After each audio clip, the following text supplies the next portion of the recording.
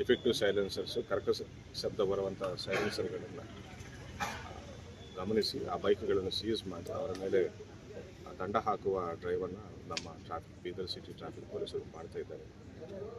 ನಿನ್ನೆ ಮೊನ್ನೆ ನೋಡಿದರೆ ಒಂದೊಂದು ದಿನ ಒಂದು 20 ಬೈಕ್ 25 ಬೈಕ್ಗಳನ್ನು ನಾವು ಸೀಸ್ ಮಾಡಿ ಫೈನ್ ಹಾಕಿದ್ವಿ. ಅದೇ ರೀತಿ ಇವತ್ತು ನೋಡಿದರೆ 18 ಬೈಕ್ಗಳನ್ನು ಸೀಸ್ ಮಾಡ್ತೀವಿ.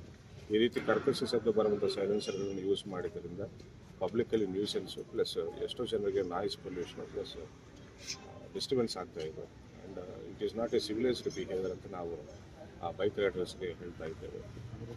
ಸೊ ದಯವಿಟ್ಟು ಇದನ್ನು ನಿಲ್ಲಿಸ್ಬಿಡಿ. ಇವತ್ತು ಏನಾದರೂ ಇದ್ದರೆ ಇವತ್ತೇ ಹೋಗಿ ಮೆಕ್ಯಾನಿಕ್ ಶಾಪ್ಗಳಿಗೆ ಹೋಗಿ ಆ ಡಿಫೆಕ್ಟಿವ್ ಸೈಲೆನ್ಸರ್ಗಳನ್ನು ಕಿತ್ತಾಕ್ಸಿ ಅಂತ ನಾನು ಹೇಳ್ತಾ ಇದ್ದೀನಿ.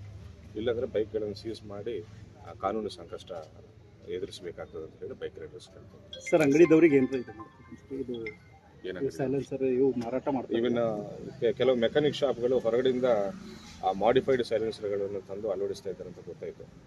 ಅವರು ಕೂಡ ನೋಟಿಸಸ್ ಕೊಟ್ಟು ಕಾನೂನು ಸಂಕಷ್ಟ ಕೊಡ್ತೇವೆ ಅಂತ ನಾವು ಹೇಳ್ತಾ ಇದ್ದೇವೆ. Sir, bike local bike local.